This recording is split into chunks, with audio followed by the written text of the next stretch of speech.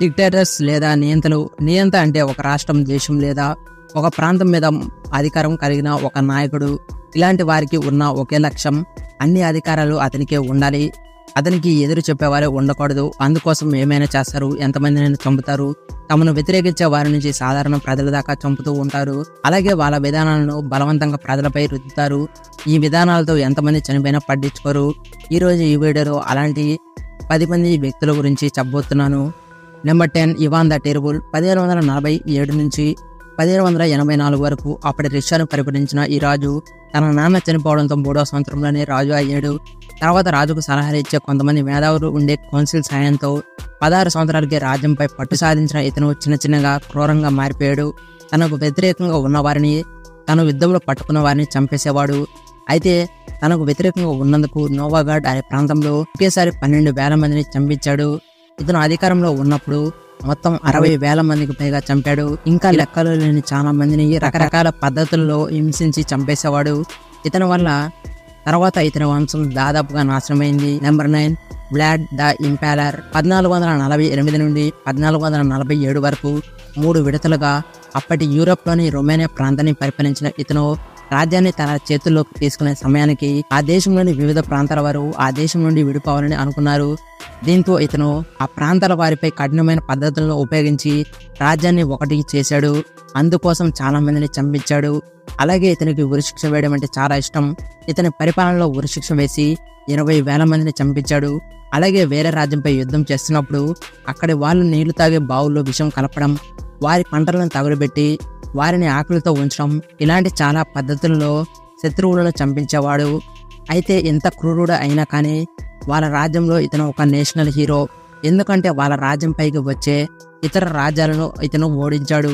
అలాగే ఇతను తన జీవిత కాలంలో 80,000 మందికి పైగా చంపాడు. నెంబర్ 8, ఈడి అమీన్.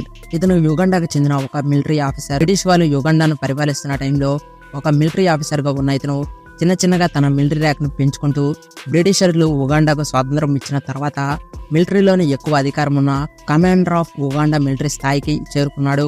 ఆ తర్వాత అప్పటి ప్రెసిడెంట్ను అధికారం నుండి తీసేసి ఆ దేశాన్ని దాదాపు 8 సంవత్సరాలు అంటే 1971 నుండి 79 వరకు మిలిటరీ పవర్తో అధికారంలో ఉన్నాడు. అయితే ఆ టైంలో అతను తనకు వ్యతిరేకంగా ఉన్న పొలిటికల్ లీడర్స్ని, తన దేశంలో ఉన్న మైనారిటీ జాతుల వారిని కారణం లేకుండా చంపించేవాడు. అయితే ఇతను హ్యూమన్ ఆర్గన్స్ని కూడా వండించి తినేవాడు అనే రూమర్స్ కూడా ఉన్నాయి. ఇంత క్రూరమైన ఇతను తాను అధికారంలో ఉన్నప్పుడు ఇతను చేసిన పనుల వల్ల 8 లక్షల నుంచి 5 లక్షల మంది, అంతకంటే ఎక్కువ మంది చనిపోయారు. నెంబర్ 7, సద్దాం హుస్సేన్. ఇతను ఇరాన్కు చెందిన ఒక నియంత. 1979 నుండి 2003 వరకు ఇరాక్ను తన అధికారంలో ఉంచుకున్న ఇతను రాజకీయంగా చిన్నగా ఎదుగుతూ వచ్చి ఇతను 1979 సంవత్సరంలో అప్పటి ఇరాక్ ప్రెసిడెంట్ను అధికారం నుండి తీసేసి మిలిటరీ సహాయంతో అధికారంలోకి వచ్చాడు.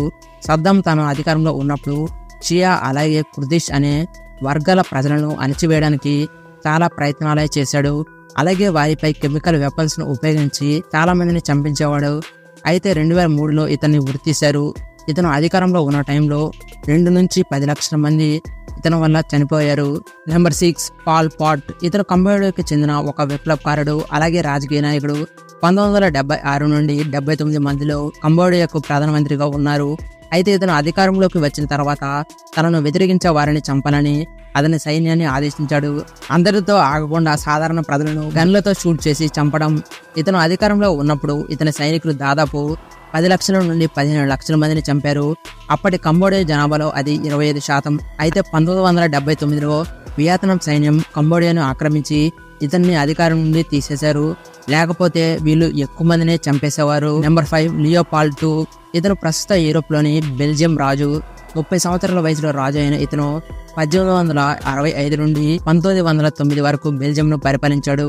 అయితే ఆ టైంలో యూరోప్ దేశాలు ఆఫ్రికా అలాగే ఆసియా దేశాలలో వలస రాజ్యాలను ఏర్పాటు చేసుకుంటున్న టైం.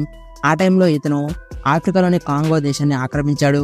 అక్కడి వనరులను దోపిడీ చేయడానికి క్రూరమైన పద్ధతులని ఉపయోగించేవాడు. అక్కడి ప్రజలను హింసించడానికి తన సైన్యానికి అధికారం ఇచ్చాడు. దీంతో వాళ్ళు అక్కడ వారిని కొట్టడం, కొంతమంది కాళ్ళు చేతులు తీసేయడం, చంపేయడం లాంటివి చేసేవారు. అలాగే గ్రామాలను తగులబెట్టడం. అలాగే వీళ్ళు అక్కడి పిల్లలను బాల కార్మికులుగా తీసుకెళ్లేవాళ్ళు. అయితే అందులో 50% మంది పిల్లలు వేరే ప్రాంతాలకు చేరుకోకుండానే శిబిరాలలోనే చనిపోయేవారు. ఇతను అధికారంలో ఉన్నప్పుడు ఇతని వల్ల 10 మిలియన్ల కంటే ఎక్కువ మంది చనిపోయారు. Number 4, Adolf Hitler. సాధారణ కుటుంబంలో జన్మించి సైనికుడిగా తన జీవితాన్ని మొదలుపెట్టిన హిట్లర్ జర్మనీని శాసించే స్థాయికి ఎదిగారు. 1933 నుండి 1945 వరకు జర్మనీ ఛాన్సలర్గా ఉన్న హిట్లర్ మొదటిగా చేసిన పనుల్లో ఒకటి, తాను పెట్టుకున్న లక్ష్యాలలో ఒకటైన యూదులను సర్వనాశనం చేయడం. దాదాపు 60 లక్షల మంది యూదులను గ్యాస్ ఛాంబర్లలో పెట్టి చంపడం, అలాగే అంగవైకల్యం ఉన్నవారిని, అలాగే కొన్ని మైనారిటీ జాతుల వారిని లేబర్ క్యాంపులకు పంపడం, పని చేయలేని వారిని చంపేయడం, అలాగే తాను ఆక్రమించుకున్న దేశాలలో కూడా ఇలాంటి పద్ధతులను ఉపయోగించి చంపడం చేసేవాడు. తన జీవితకాలంలో హిట్లర్ 16 మిలియన్ల మంది చావులకు కారణం అయ్యాడు. కానీ చివరికి హిట్లర్ ఆత్మహత్య చేసుకుని చనిపోయాడు. Number 3, Joseph Stalin. 1924 నుండి 1953 వరకు రష్యాకు జనరల్ సెక్రటరీ, అంటే దాదాపు ప్రెసిడెంట్ స్థాయిలో ఉన్న స్టాలిన్ అప్పటి రష్యా ఎంపైర్ పాలన నుండి రష్యాను విడిపించడానికి రష్యా విప్లవంతో తన రాజకీయ జీవితాన్ని ప్రారంభించాడు. అప్పటి ఈ విప్లవంలోనే వ్లాదిమిర్ లెనిన్కు దగ్గర అయ్యాడు. స్టాలిన్ 1917లో రష్యా ఎంపైర్ తర్వాత మొదలైన సోవియట్ యూనియన్ అధికారంలో ఉన్న లెనిన్ 1924లో చనిపోవడంతో అప్పటి నుంచి అధికారంలోకి వచ్చిన స్టాలిన్ తన రాజకీయ శత్రువులను, తనకు ఎదురు తిరిగిన వాళ్ళను జైల్లో వేయడం, ఉరిశిక్ష వేసి చంపడం లాంటివి చేసేవాడు. అయితే 1932-33 ప్రాంతంలో ఉక్రెయిన్ ప్రాంతంలో వచ్చిన మానవ నిర్మిత కరువుకు పరోక్షంగా స్టాలినే కారణం.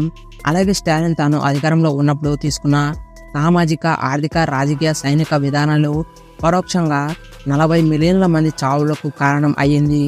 నెంబర్ 2, జెంగిస్ ఖాన్. మంగోలియాకు చెందిన ఇతను మంగోలియా సామ్రాజ్యాన్ని స్థాపించిన రాజు. ఆ ప్రాంతంలోని వేరువేరు జాతుల వారిని ఒకటి చేసి ప్రపంచంలోని ఇతర ప్రాంతాలపై యుద్ధం ప్రకటించి అప్పటి ఆసియా అలాగే యూరోప్లోని చాలా ప్రాంతాలను ఆక్రమించుకున్నాడు. ఇతను మొత్తం 23 మిలియన్ స్క్వేర్ కిలోమీటర్ల ప్రాంతాన్ని ఆక్రమించుకున్నాడు. ఇది అలెగ్జాండర్ పరిపాలించిన ప్రాంతం కన్నా 3 రెట్లు ఎక్కువ. అయితే ఇతను ఆక్రమించుకోవడమే కాకుండా తాను ఆక్రమించుకున్న ప్రాంతంలోని ప్రజలను చంపేసేవాడు. ఇతను 1206 నుండి 1227 వరకు మంగోలియాకు రాజుగా ఉన్నాడు. ఆ టైంలో ఇతను 40 నుండి 60 మిలియన్ల మందిని చంపాడు.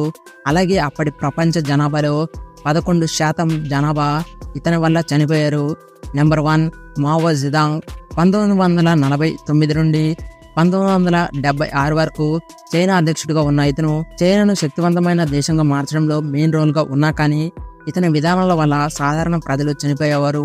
అలాగే ప్రజలను కార్మిక శిబిరాల్లో పనులు చేయించడం అలాంటి విధానాల్లో ఒకటి. 1958 నుండి 1962లో మావో జెడాంగ్ ప్రవేశపెట్టిన గ్రేట్ లీప్ ఫార్వర్డ్ పాలసీ. ఈ పాలసీ ద్వారా సుమారుగా 55 మిలియన్ల మంది చనిపోయారు. ఈ పాలసీలో భాగంగా ప్రభుత్వం ప్రజల దగ్గర నుండి అన్ని తీసుకొని వారిని లేబర్లుగా పనిచేయిస్తుంది. అలాగే రైతులు పండించిన పంటలలో మిగిలిన మొత్తం ప్రభుత్వం సేకరిస్తుంది. నిజానికి వాళ్ళు తినడానికే అది సరిపోయేది కాదు, కానీ ప్రభుత్వ అధికారులు వాటిని తీసుకెళ్లేవాళ్ళు. ఇలాంటి కొన్ని విధానాలు, అంటే ప్రపంచంతో పోటీ పడాలని మావో జెడాంగ్ ప్రవేశపెట్టిన విధానాలు చాలా మంది ప్రజల ప్రాణాలు తీసుకున్నాయి. ఇలా మావో జెడాంగ్ తీసుకునే నిర్ణయాల వల్ల పరోక్షంగా 50 నుండి 70 మిలియన్ల మంది ప్రాణాలు కోల్పోయారు. ఈ వీడియో నచ్చితే లైక్ చేసి షేర్ చేయండి. మరిన్ని వీడియోస్ కోసం ఛానల్ని సబ్స్క్రైబ్ చేసుకోండి. అలాగే నోటిఫికేషన్స్ను ఆన్లో ఉంచుకోండి. షార్ట్ వీడియోస్ కోసం తెలుగు ఛానల్ని సబ్స్క్రైబ్ చేసుకోండి. లింక్స్ డిస్క్రిప్షన్లో ఉన్నాయి. Thanks for watching.